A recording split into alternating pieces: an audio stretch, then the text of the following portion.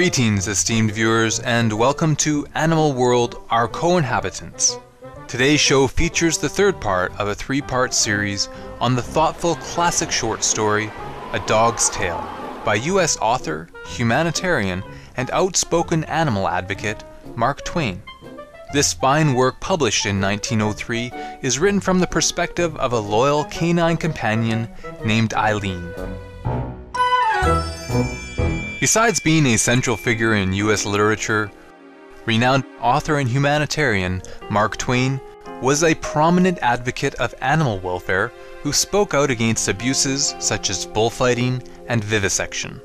Animals were featured in many of Mark Twain's works, from his newspaper articles condemning animal cruelty to the thoughtful pieces written toward the end of his life, A Dog's Tale in 1903, A Horse's Tale in 1907, and his letter to the London Anti-Vivisection Society in 1899. Several of Mark Twain's moving commentaries were widely circulated in the press, and numerous copies were circulated as pamphlets to promote the cause of animal welfare. In his letter to the London Anti-Vivisection Society, he wrote, I am not interested to know whether vivisection produces results that are profitable to the human race or doesn't. The pain which it inflicts upon unconsenting animals is the basis of my enmity toward it, and it is to me sufficient justification of the enmity without looking further.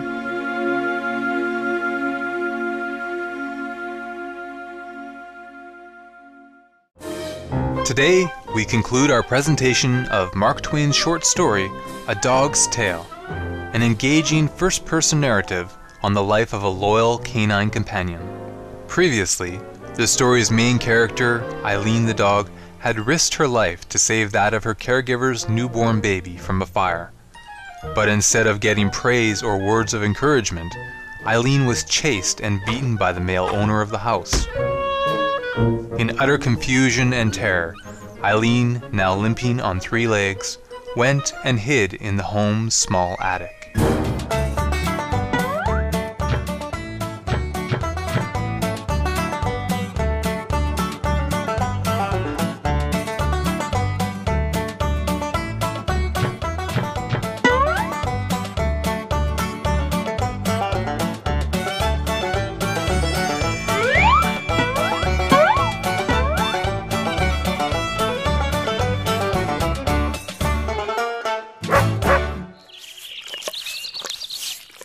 They called and called, days and nights it seemed to me. So long that the hunger and thirst near drove me mad, and I recognized that I was getting very weak. When you're this way, you sleep a great deal, and I did. Once I woke in an awful fright. It seemed to me that the calling was right there in the garret. And so it was. It was Sadie's voice, and she was crying. My name was falling from her lips, all broken, poor thing. And I could not believe my ears for the joy of it when I heard her say, Come back to us. Oh, come back to us and forgive. It is all so sad without her. I broke in with such a grateful little yelp. And the next moment, Sadie was plunging and stumbling through the darkness and the lumber and shouting for the family to hear. She's found! She's found! The days that followed, well, they were wonderful. The mother and Sadie and the servants, why, they just seemed to worship me. They couldn't seem to make me a bed that was fine enough. And as for food, they couldn't be satisfied with anything but delicacies that were out of season. And every day the friends and neighbors flocked in to hear about my heroism. That was the name they called it by, and it means agriculture. I remember my mother pulling it on a kennel once and explaining it that way, but didn't say what agriculture was, except that it was synonymous with intramural incandescence. And a dozen times a day, Mrs. Gray and Sadie would tell the tale to newcomers and say I risked my life to save the babies. And both of us had burns to prove it. And then the company would pass me around and pet me and exclaim about me, and you could see the pride in the eyes of Sadie and her mother. And when the people wanted to know what made me limp, they looked ashamed and changed the subject. And sometimes, when people hunted them this way and that way with questions about it, it looked to me as if they were going to cry. And this was not all the glory. No, the master's friends came, a whole 20 of the most distinguished people, and had me in the laboratory and discussed me as if I was a kind of discovery. And some of them said it was wonderful in a dumb beast, the finest exhibition of instinct they could call to mind. But the master said with vehemence, "It's far above instinct. It's reason. And many a man, privileged to be saved and go with you and me to a better world by right of its possession, has less of it than this poor silly quadruped that's foredoomed to perish." And then he laughed and said, "Why, look at me. I'm a sarcasm. Bless you.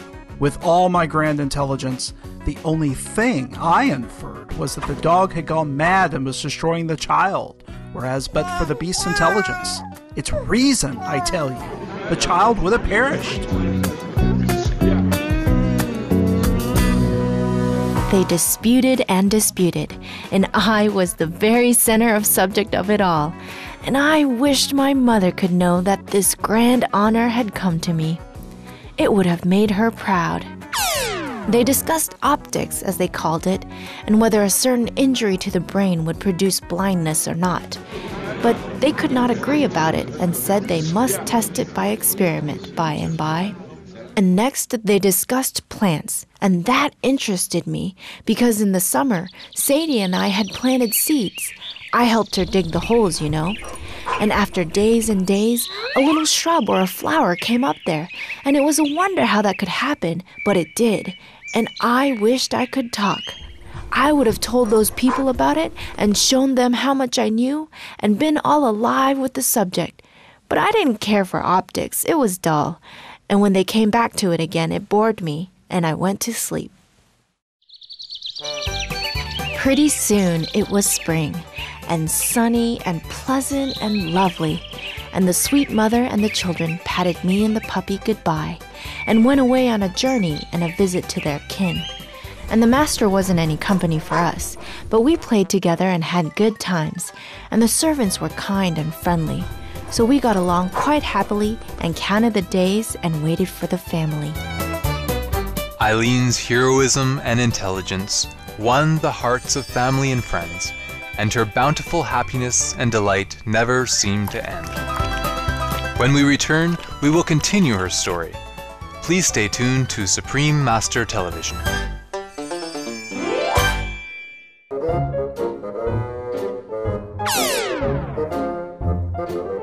Welcome back to Animal World, our co-inhabitants, where we now feature the conclusion of A Dog's Tale.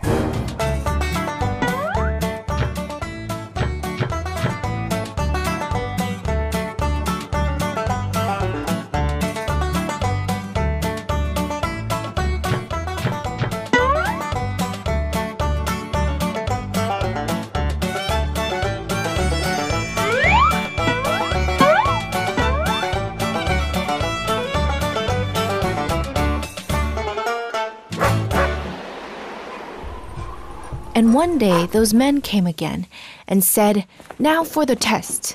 And they took the puppy to the laboratory, and I limped three-leggedly along too, feeling proud, for any attention shown to the puppy was a pleasure to me, of course. They discussed and experimented. And then suddenly the puppy shrieked, and they set him on the floor, and he was staggering around with his head all bloody, and the master clapped his hands and shouted, "There, I've won. Confess it. He's as blind as a bat." And they all said, "It's so. You've proved your theory, and suffering humanity owes you a great debt from henceforth." And they crowded around him and wrung his hand cordially and thankfully and praised him.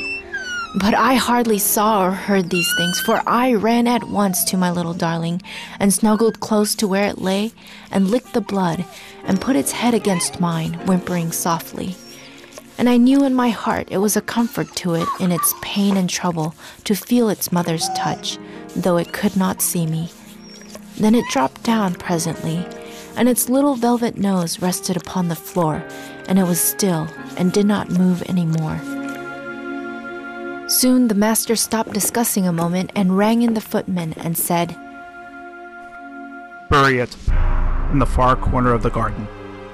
And then went on with the discussion, and I trotted after the footman, very happy and grateful, for I knew the puppy was out of its pain now because it was asleep. We went far down the garden to the farthest end, where the children and the nurse and the puppy and I used to play in the summer in the shade of a great elm. And there the footman dug a hole, and I saw that he was going to plant the puppy, and I was glad, because it would grow and come up a fine, handsome dog like Robin Adair, and be a beautiful surprise for the family when they came home. So I tried to help him dig, but my lame leg was no good, being stiff, you know, and you have to have two or it's no use. When the footman had finished and covered little Robin up, he patted my head, and there were tears in his eyes, and he said, "Poor little doggy, you saved his child." I have watched 2 whole weeks, and he doesn't come up.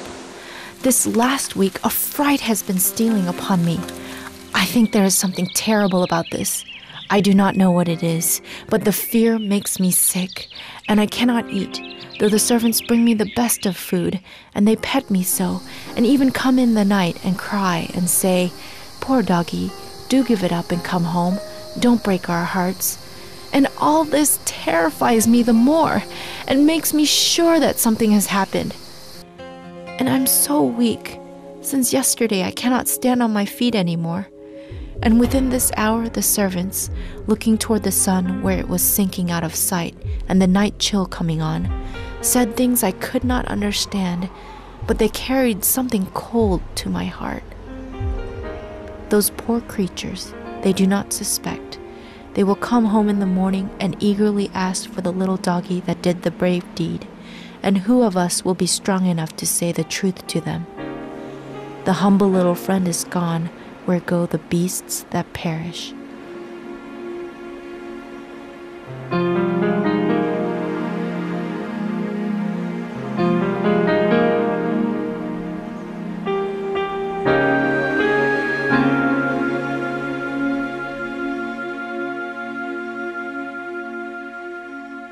As the story ends, our hearts are saddened by the fate of the innumerable helpless, innocent animals dissected, infected, injected, gassed, burned, and blinded, while fully conscious in university and commercial research laboratories around the world. These innocent, intelligent beings, who have feelings and awareness the same as humans, are forced to be subjects in unethical, cruel, and appalling experiments and procedures. The fact is that animals are vastly different from humans with respect to anatomy, physiology, biochemistry, and metabolism, so the results of experiments on animals are not valid for humans. For these reasons, we call for a worldwide ban on the practice of experimentation and demonstration on live animals, and look forward to a soon incoming, peaceful, harmonious future, where all of humanity adopts the compassionate, ethical, organic, vegan lifestyle to preserve animals, humans, and our precious ecosphere. Our hero salute goes to the esteemed author and animal advocate Mark Twain for his insightful work promoting the welfare of animals. We also thank all anti-vivisectionists and concerned citizens around the world for their noble efforts to save our vulnerable animal friends. Intelligent viewers, thank you for your company today on Animal World, Our Co-Inhabitants. Up next is enlightening entertainment, right after noteworthy news. May we all live and let live in peace and unity. For more details, please visit www.suprememastertv.com/AW.